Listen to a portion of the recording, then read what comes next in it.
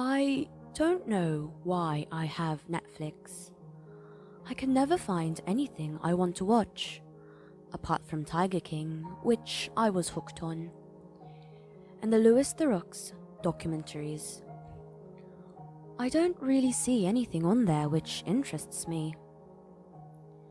I decided to have a quick last scroll through before bed to see if anything grabbed my attention before saving myself £8.99. British sitcoms, seen them. The Big Bang Theory, finished it. Some drugs documentaries, started but couldn't get into it. Hey, what about that show with Michael Sheen and Lizzie Kaplan? I loved the first series. But wait, nope, not on here. I was about to delete my account when I saw a new category. Adventure/intrigue. What the? That's not a category. Fascinated. No, intrigued, I clicked. There was only one show in this category, and something wasn't quite right about this screen. The Netflix logo was somehow off, slightly distorted, and there was an exclamation mark after the logo. Pretty sure that's not supposed to be there. The thumbnail for the show was a screen of static, and the show's title was called Lorem Ipsum 2.1. I clicked and expected the preview/trailer to autoplay behind it as it does with most other shows. But all I could see was a black screen with the word begin followed by a flashing cursor. It looked like one of those old MS-DOS games you could play in the early 90s. It was getting late and I felt slightly unnerved by this seemingly secret show I had stumbled upon. But intrigue got the better of me, and I clicked play. A jerky, glitchy fade out of the main menu screen presented the MS-DOS type screen and showed simply the words, "You ready?" followed by the flashing cursor. I stared at the screen, nothing happening. I wiggled the cursor on my old PS3 to check the status bar of this show. 48 seconds had elapsed. I rolled my eyes and got ready to exit this crap when I was jolted by the sound of my Alexa blasting insanely loud thrash metal. I was both terrified and mortified. I lived surrounded by other flats. It's late and they're going to kill me. The walls shook. My clock even fell to the floor. Instinctively, I screamed stop. And with that, blissful silence. My heart was racing. I braced myself for furious hammering on my door, floor, or ceiling from my justifiably livid neighbors. But there was nothing. Just silence. I unplugged the Alexa. I didn't want that creepy thing spying on me anyways. I glanced up to the TV screen. Under "You ready?" was simply a winky emoticon. Great. My TV is retro winking at me. I reached for the control again. That's enough Netflix for tonight, and no, I definitely won't still be watching. As I grabbed the controller, a new line of text appeared. Enter your name, player one, and let's have some fun. I stared blankly again. I rolled my eyes hard. This is an old PS3 and I don't have a keyboard. There's no way I'm playing this stupid game. Also, what the hell is happening here? And can someone see me? Ever since I got that Alexa, I was paranoid I was being spied on. Wait, more text. Say your name, player one, if you'd like to enable voice mode. My mouth was dry and I curled my top lip. This was becoming extremely uncomfortable.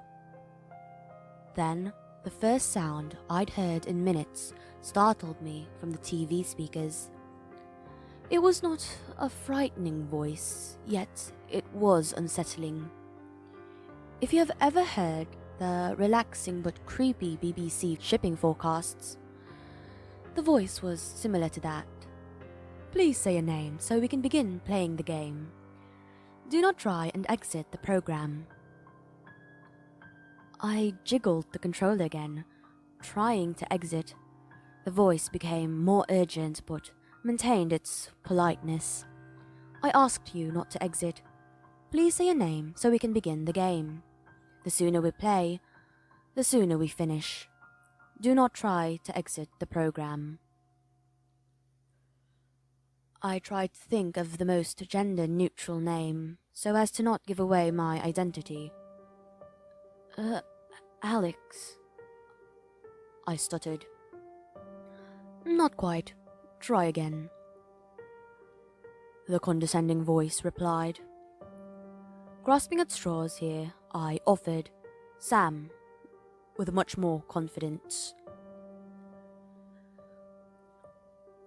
I heard a sharp exhalation of air into a mic, the sort of sound you'd emit if you see something fairly amusing on Reddit enough to warrant a nasal exhale, but not quite full LOL. Nice try, Rebecca, the voice replied.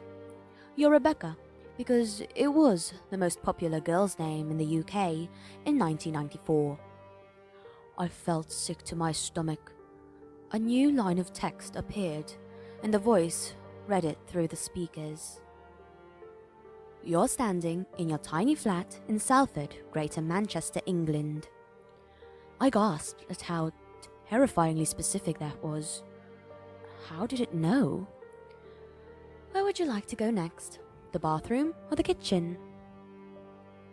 Damn, I wanted to get out of there completely, to be honest. But I could see the kitchen from the TV. The bathroom would mean leaving the TV screen, and I didn't trust whoever or whatever I was talking to. I chose the kitchen. You move to the kitchen, open the fridge, and look on the top shelf. No way. What's going to be in there? I didn't want to play anymore. Fine, Netflix. I'll keep my subscription. I won't cancel. I must have been taking too long to action anything, because the voice became condescending again. Take your little pink fluffy slippers you bought off of Instagram last week and open the fridge, Rebecca. Top shelf. No need to be scared. I cringed that this person knew so much about me. Could he see me? Through the TV? Don't be stupid. With a deep breath, I braced myself for whatever was going to be in there, tensing my arms, ready to slam it shut if it was some kind of trick. I opened it aggressively and the light came on. Nothing. Yup. Barely any food, as it was a week from payday. And no scary demon or severed head. I tiptoed in my pink fluffy slippers to see the top shelf, and there was a notebook. An A5-sized, sparkly notebook. The voice from the TV returned, along with a new line of white text on the black screen. You open the notebook to the back page. Dreading what I would find, I opened up the notebook to the back page. There was a list of hastily scrawled words in a bullet point list. To my horror, it was my Twitter handle, my Instagram username, my name on Facebook. Wait, I thought I said that to friends only. My Snapchat account name, my phone number, and 2 email addresses. I looked up from the notebook, horrified, and gasped as I saw a new screen. The MS-DOS text screen wasn't there, and there was a dark room with a camera and a light illuminating a desk and a chair with a green screen behind it. The view I could see was from above, looking down, and there was a man that was sat at the desk, shuffling papers. The most ordinary looking man, a nice looking man, the sort of man you'd trust to read to you the early evening news.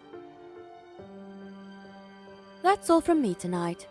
Join me tomorrow where we will be playing the next installment, he said cheerily into the camera, and then looked up at the view I could see. Looked right at me and winked.